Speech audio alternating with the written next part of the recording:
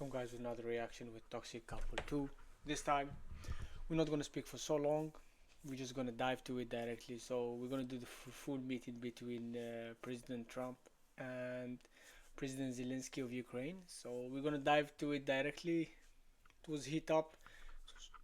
It was a little bit fun. I saw some clips on the TikTok, like the guy speaking about how he dressed up, and you see how the trend went with all Ukrainian trying to make like, oh, the war, you know. Anyway, let's check in because it was a little bit dumb conversation in it. We had a little negotiation spat, but that worked out great. I think for both countries, I think for the world actually, beyond both countries. And we have something that is a very fair deal. And we look. You know, I would like to speak about it before they mention all the costume and the other journalists speak about the costume and stuff.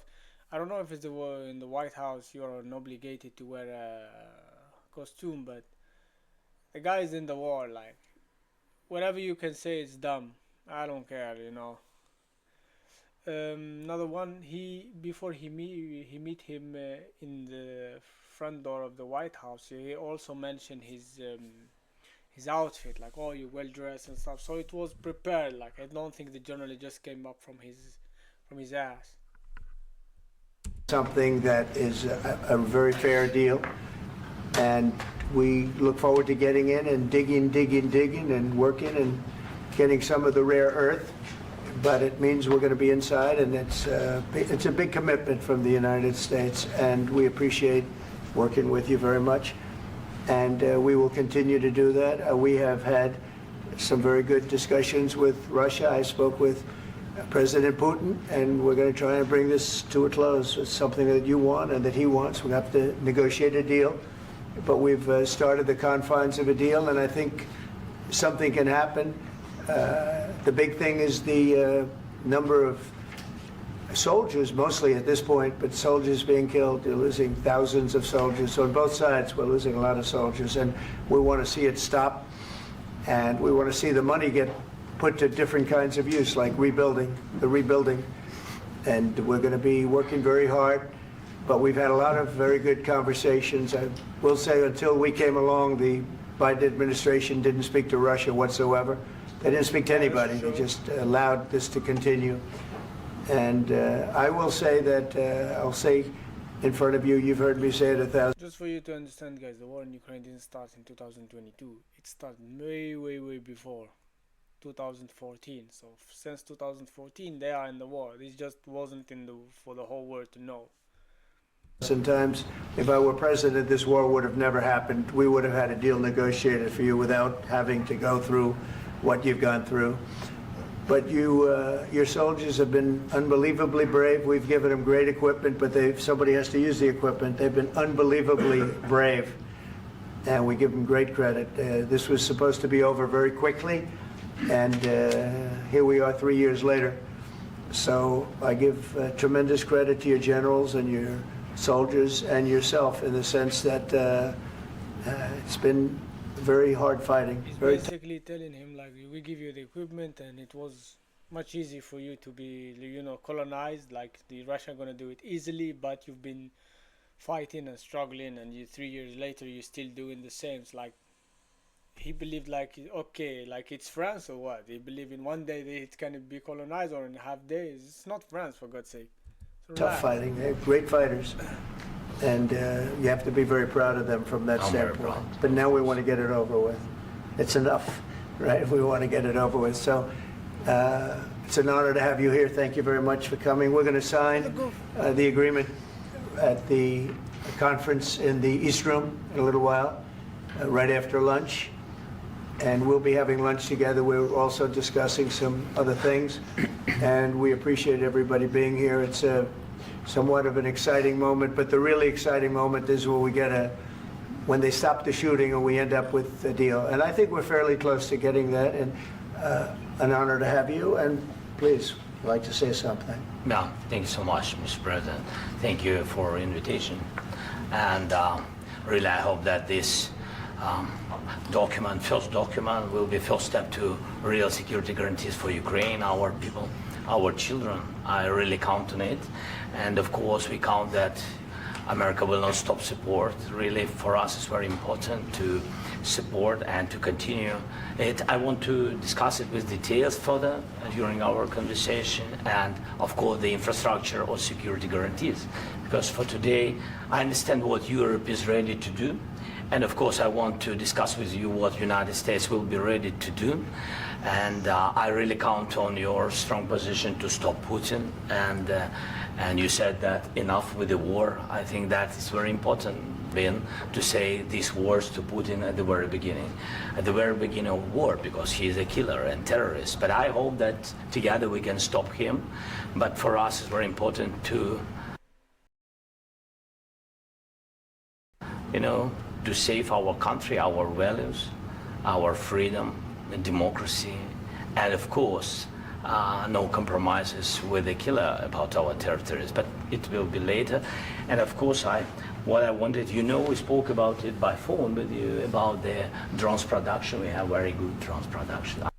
When I lived there in 2020, I heard like stuff like, oh, since I said it, the war started in 2024. 2014. When I moved there in 2019-20, I start living there. I start hearing rumors like, oh, Russians gonna enter, like they are in Crimea. Forget the name, Kremlin, something like this. It was in the border between Russia and Ukraine. I forget the name.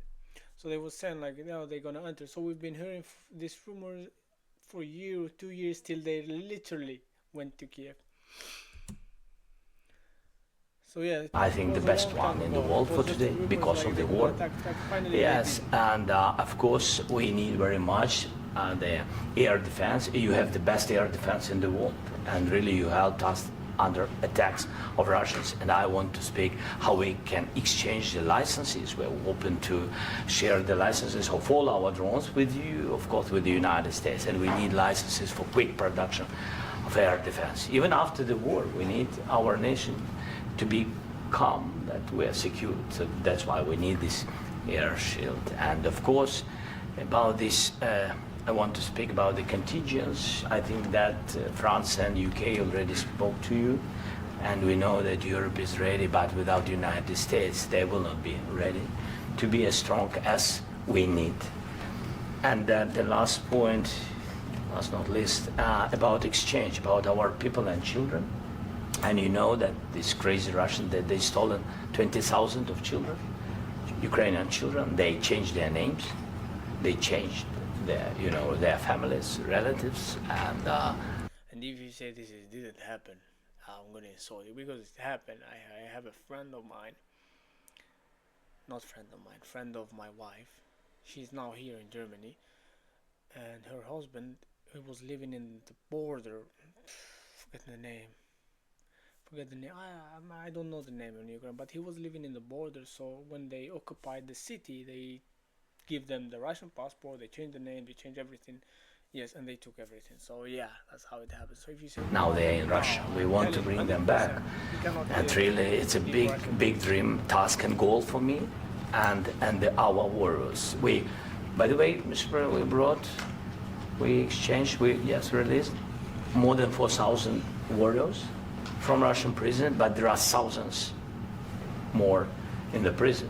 I wanted to share with you some images. How it's I've just can I now? Yeah, please. Some minutes, 1 minute, 1 minute. Just you to understand in what circumstances, in what situation they are, and what the attitude of Russia to our prisons.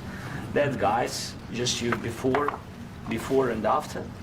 And you see before and after, just you to understand. Now thousands of such guys, ladies and men, there, and that, so they don't eat, they beat them, and they, they do a lot of bad things. So out of, even during the war, there are rules. Everybody knows there are rules during the war. So these guys, they don't have any rules. You see that 50, 60 kilograms left, and a lot of such things. And I didn't want to show you what the changes with images of children, because I will just share with you. And I mean, it's looking tragically. Yep, that's tough stuff. Yeah, I wanted very much to give you, and you see it. Yeah.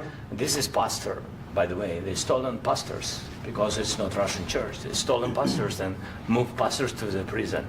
We, at the end of last year, we brought 3 pastors, and we could exchange them. And this is pastor, you see. Like, Yeah, that's tough. yeah, so I mean, this I wanted to show you, and this. So thank you very much. We want to get that ended, right? Yeah, of course, we And I want. think we will. I think we will. And Yeah.